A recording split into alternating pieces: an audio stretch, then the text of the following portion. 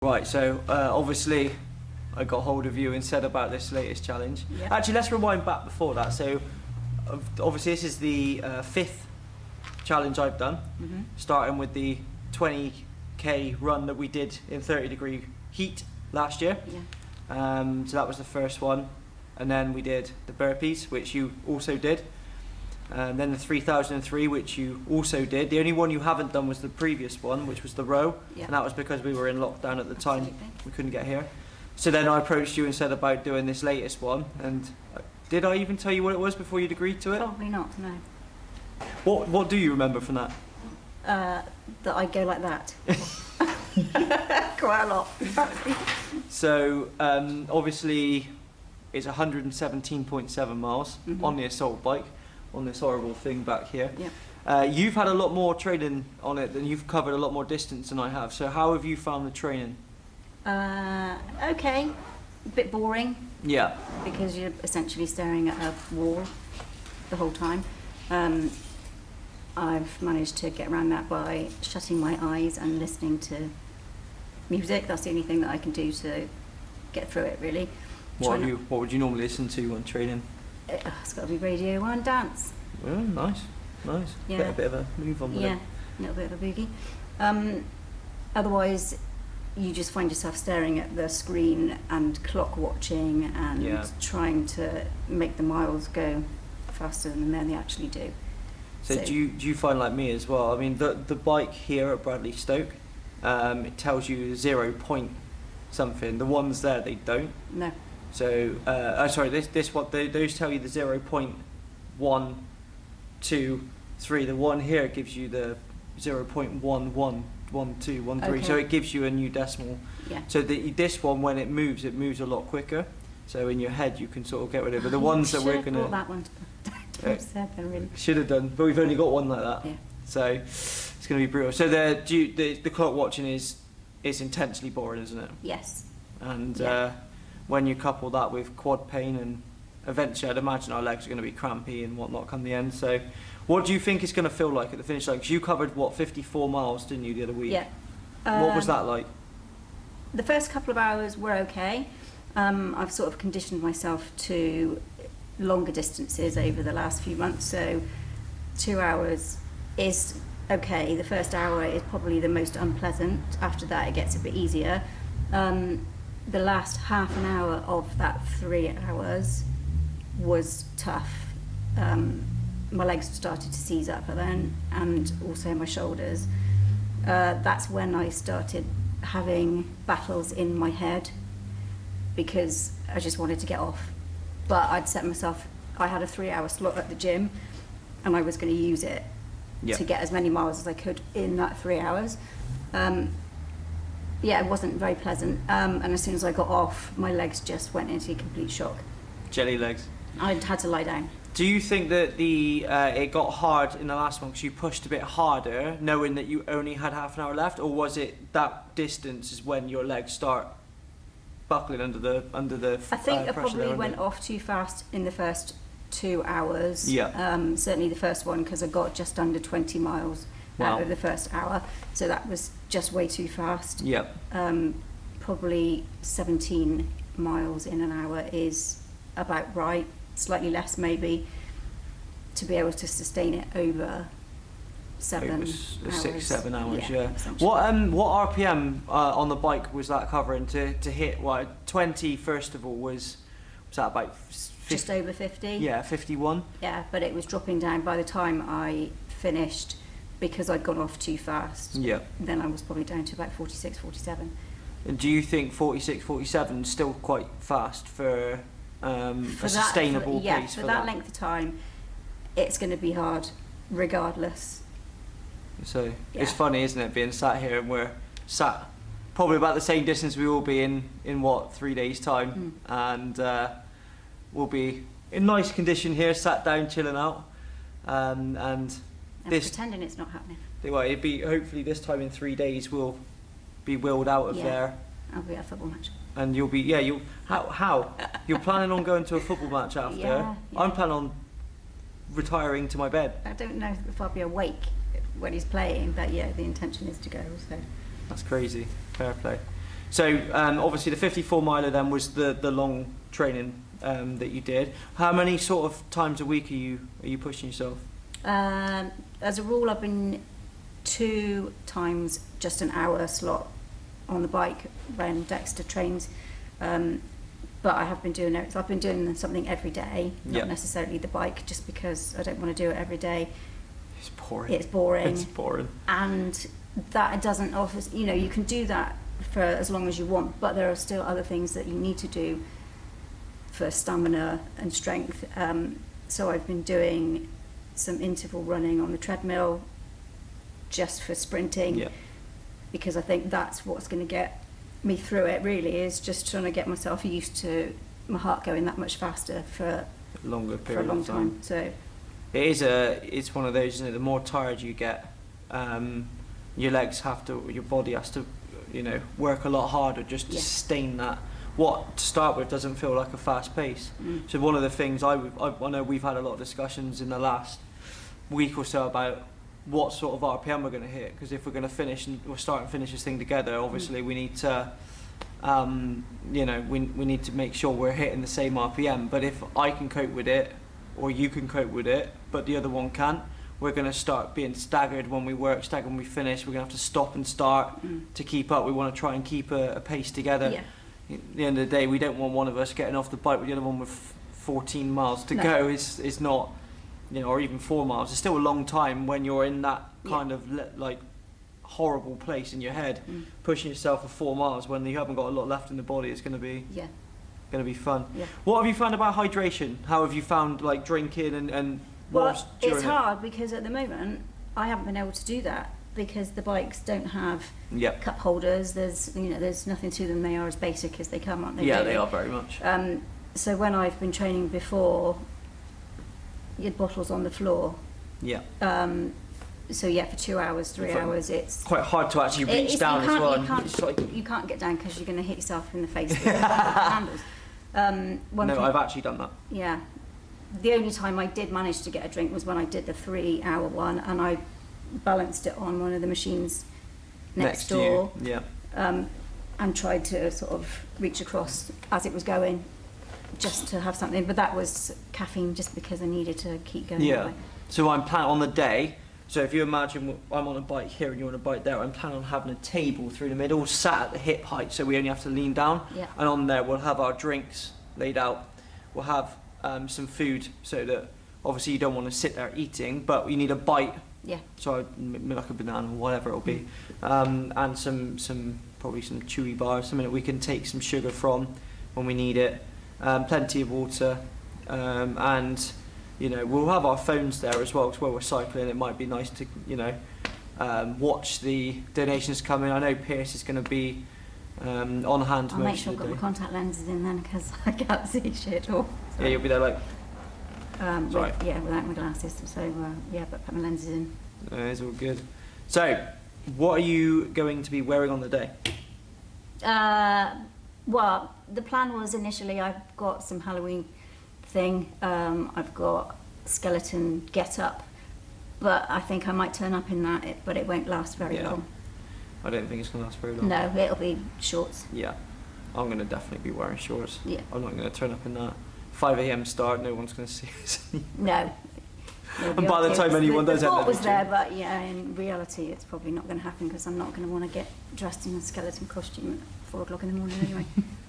Do you remember your face when I told you we were starting at 5? Yeah. Don't do it early. I don't go to early morning classes because I hate getting up early. So I just remember it was 5.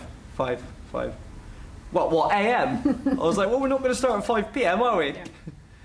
Yeah. To be fair though, can you imagine how different it would be if it was a 5 PM ride and we could drink on the way through it? That would be alright, wouldn't it? That would be good. Be a bit dehydrated come the end, but how far have you gone? I don't know. So obviously we've talked a lot about the day. We're doing it for a good cause, and it's a cause that's close to your heart, isn't it? So I remember I asked you, didn't I? I asked you, you know, what charity should we do this for, and you pretty much were bam. So talk a little bit about the charity, because it's something that you've obviously been a part of. So yeah, I got involved with them several years ago, really. I was introduced through a friend who was also involved with them. Them being Mentoring Plus. Yeah. Initially, I did some fundraising for them. I did the Bath Half Marathon because they always put a team together. So ran for them, I don't know, 3 or 4 years ago maybe. Wow. After that, I did a skydive for them as well, to raise some more funds for them because they need this all the time. And then after that, I decided that to take my involvement a step further and to become a volunteer mentor.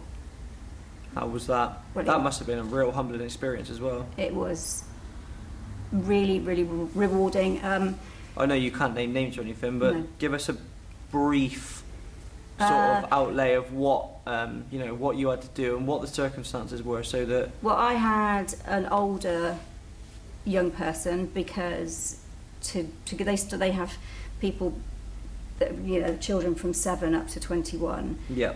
But because I was working, the younger ones are seen at school during the daytime, Okay. and I couldn't obviously get there.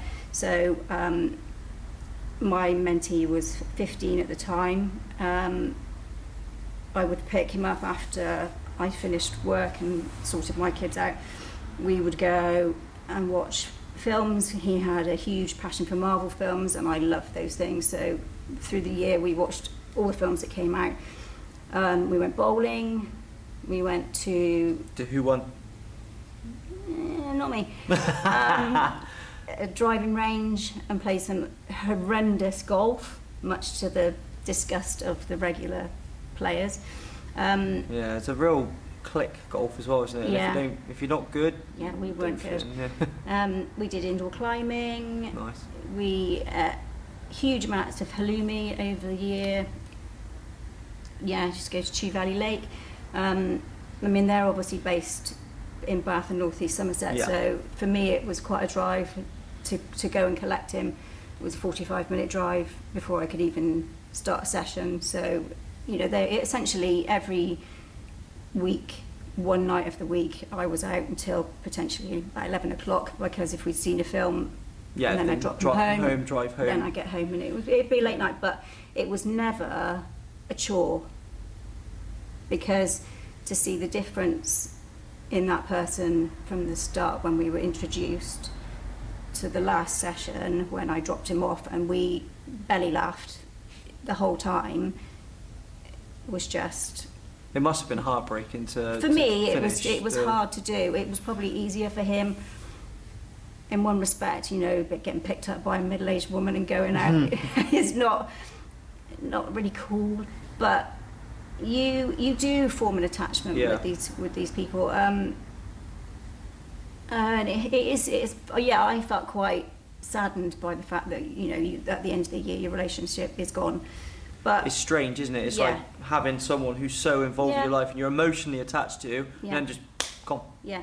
And it's just like, it's almost like being able to, if you could just shut your emotions off, it'd be fine, wouldn't it? But you stay attached. But for me, the reward was seeing how he changed in that space of time. Yeah, that's incredible, isn't it? And that's the thing. So when I spoke to Jenny Perez the other day from the charity, she came up and did some filming with us. Mm-hmm. And I know she's been in contact with us both. She said that it's about £3,000 a year. So that is our goal for this. Obviously, we've raised at the moment somewhere around £1,600. So we're about 1,400 short. We're over halfway. So for you personally, this is an emotional connection. So if you could say just a short, if you could say to someone, please, please, please, what would you say about why people should donate? The difference that you can make by spending time with somebody. Your mentee knows that you are going to turn up every week without fail. They don't have necessarily that support at home. So it's a big deal for them just to have a little bit of security, a bit of support. They don't have to tell you anything that's going on in their lives. That is completely up to them whether they disclose anything. But it makes a huge, huge difference just knowing having someone there. that somebody is there if they need them. and as well as an impartial. I mean, they were probably won't. A lot of the younger ones won't think of it this way, but having an impartial view, someone that you can tell who doesn't know the people that they're talking about, and you know, it really helps if you've got someone who's already formed an opinion on something and you're telling them, you only get the biased view back. Having someone who's actually able to see it from the outside, and they, you know, you get some really nice feedback, and you know, you might be able to say something that their next of kin can't say, that will change their reflection and just in a moment and change someone's life, can't you? So it's powerful stuff when we're talking emotional. But talking of emotional, let's talk about the day, because I think you're a bit of a blubber, aren't you? Yes, can be. So after, it's probably going to be around 7 hours. So when midday hits and we're hopefully just coming down that final stretch and Pierce is in your face with a camera going, come on, you've only got half a mile to go, what are we likely to see from you? Quite a lot of tears. I think especially if there are people in the gym, the encouragement is what's going to do it. It's that the emotion behind all that. That's likely to set me off. We're get Kleenex box ready, please. Guys, if you are an Epic member, especially if you're Epic Portishead and you're free on Saturday at any point, we are going to start at 5. Yeah, watch this lovely lady cry. Okay, she's doing this for your amusement and mine, because this is how I'm going to get through it, by watching her cry. But no, in all fairness, you know, come down and support us. It is going to be a long day. We start at 5. Gym opens at 8, but we will be obviously in before that. We hopefully will finish around midday, and the gym closes at 2, I think. So we are going to be hopefully finishing, touch wood, okay, while people are still there. So if you want to see Sam cry, if you want to watch us both die, and then, you know, there may be some choice words in the process. 1 or 2. Okay? Just 1 or 2. We'll try and censor it a little bit. Then yeah, come down on Saturday, support us, book yourself in, train at the gym around us, because it'll be great to see you guys pushing yourself while we are as well. It sort of puts it into perspective for us. We're not just stood there like animals in a zoo being watched. And we are going to have like donation bucket, and there is a link, so we're going to put the link in the description below. If you could donate anything to our cause, that would be great. I know it would help. You know, I'd be definitely grateful, and Sam, it would mean the world to as well. Okay, so we are what, 3 days out? Yep. How are you feeling physically? I can't do any more. No. I don't think. The next 3 days for me are a rest. I'm not training for the rest of the week. Yeah, I've done as much as I can do on the bike. You pushed. Yeah. So I'm kind of I'm not jealous. I envy how hard you've trained for this, because for me, I went on holiday and then quarantined for 2 weeks, so I lost those 2 weeks. But then I injured my glute, and I've also got a calf strain. So at the moment I'm struggling a little bit. I'm thinking, oh no. Luckily I am seeing the chiro this week, so fingers crossed I'll be able to jump in and get that sorted. So I think for me, it's going to be certainly an emotional one internally. I don't always show emotion externally, but I think I'm going to be ready on the day. I think it's one of those things that you just turn up and just go when you get going into a rhythm. I think for me, if we get the rate of the bike per minute right, then we have a good chance of finishing it with a good time. Yeah. And possibly not able to walk, but you know, survive it. If we shoot off the marks way too fast and just try and smash it in the first 3 hours, we're going to hit that horrible moment just as people come into the gym. It's going to be a long 4 hours at that point, isn't it? So I think, I think from my point of view anyway, I know I could have prepared more if circumstances were different. They're not. It is what it is.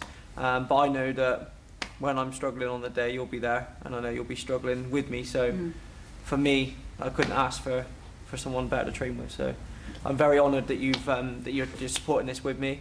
And obviously this is the 4th of my 100 strong challenges that you're doing out of 5. So it would have been 5 if you could have physically been at the other one. Yeah. And you're the only other person who's completed them. Quick question, and coming away from the challenge, we've just discussed the Capital Gains Challenge. Of the ones you've done so far, obviously, have you ever rode a marathon? No, oddly. No, it's not something you kind of just do, is it? No. But so take the other one. So we'll quickly run down the list. So we did the 20k in 30-degree weather because of the climate control that Yes. our mate didn't turn off. No. And then we had the 1,000 burpees. Now that was a horrible one. Yeah. And then the 3,000 in 3. So we did 1,000 press-ups, 1,000 sit-ups, and 1,000 squats in under 3 hours. Actually, you beat me for time on that one as well. So yeah, look at the smug face of it. What would you have said was the hard? So obviously we got one was a time limit, one was just really hard and hot, and that was a long run for the pace we did it in. We did it in 2 hours, and the burpees are just a slugfest. So of those 3 that you've done so far, what was the hardest one? Probably the run, to be honest, because there was no training involved in that. You just got on a treadmill, didn't we? For a long distance, well, it's not a huge distance, but for a distance run, you train for them. You know, I've done long distance running, and you don't just do it. And we hadn't done. I mean, I hadn't run up until then, probably much distance for about 2 or 3 years.